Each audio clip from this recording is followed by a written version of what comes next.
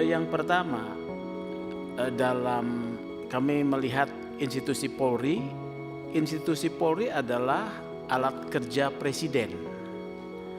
Berdasarkan ketentuan pasal 30 ayat 4 Undang-Undang Dasar 45, dua bidang yang menjadi portofolio presiden dalam hal melindungi, melayani, dan mengayomi warga masyarakat, serta yang kedua penegakan hukum terhadap warga sipil, itu menjadi tanggung jawab Polri berdasarkan undang-undang sebagai alat kerja presiden. Oleh karena itu, postur Polri dipercaya oleh masyarakat atau tidak, ini juga bergantung kepada pandangan atau visi presiden tentang negara hukum, visi presiden tentang hak asasi manusia dan demokrasi. Ya, presiden bisa melakukan kontrol politik dan etis terhadap Polri. Kontrol politik itu bisa dengan kalau memang dinilai bahwa Polri, dalam hal ini Kapolri, tidak menjalankan tugasnya sesuai dengan prinsip-prinsip hukum dan melayani masyarakat, yang punya kewenangan adalah presiden untuk mengangkat dan memberhentikan. Kemudian IPW memperhatikan bahwa arahan perintah presiden ini menjadi sesuatu yang penting untuk Polri. Kita melihat, katakanlah pada masa presiden sebelumnya, kami hanya mengambil satu masa ya, ada perintah dari presiden di bulan Desember 2021, perintah dari Presiden Joko Widodo, bahwa Polri harus mengawal investasi. Artinya investasi harus bertumbuh dan ini kehadiran para pemodal. Pada Desember itu juga IPW mengingatkan kepada Polri agar Polri walaupun mendapat perintah dari presiden harus memperhatikan prinsip-prinsip hukum dan hak asasi manusia.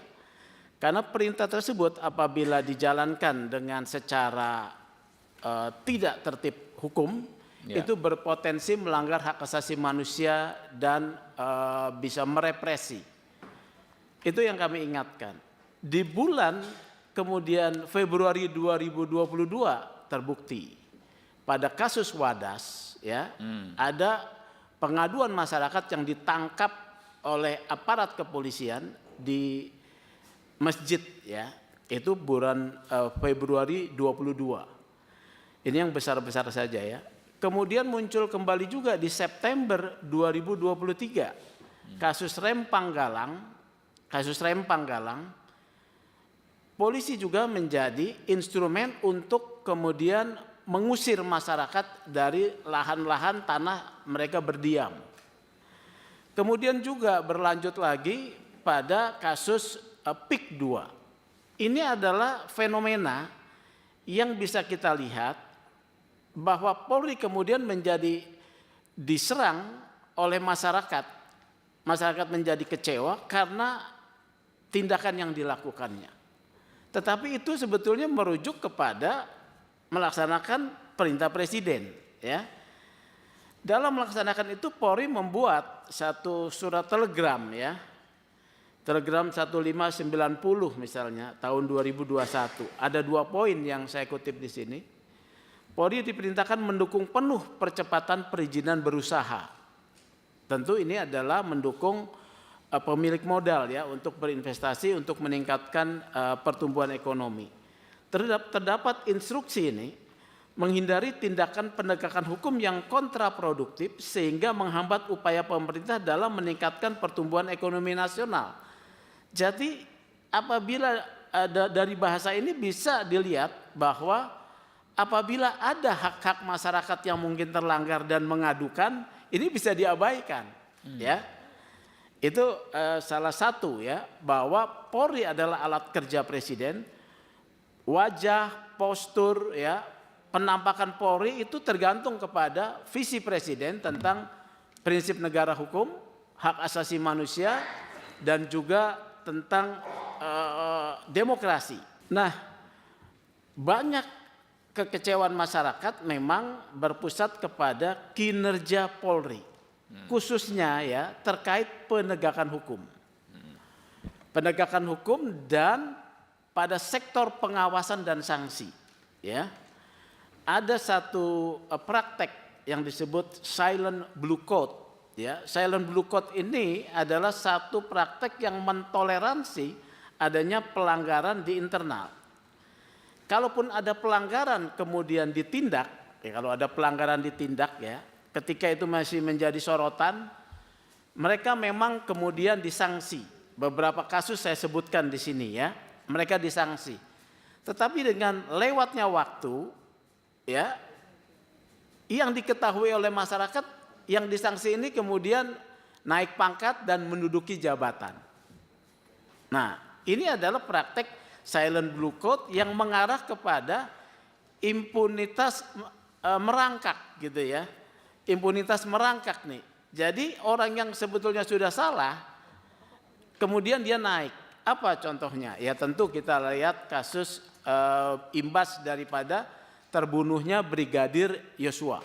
Ya, itu kan banyak perwira-perwira yang disanksi, bahkan yang diberhentikan sekarang aktif kembali, bahkan naik pangkat. Ya, ada juga yang disanksi karena diduga terlibat dalam pemerasan, juga naik pangkat. Nah ini menimbulkan ketidakpercayaan, salah satu aspek ya. Terus kita lanjut kepada yang kedua, pengaduan kepada IPW terbanyak adalah soal kekecewaan masyarakat terkait dengan penegakan hukum.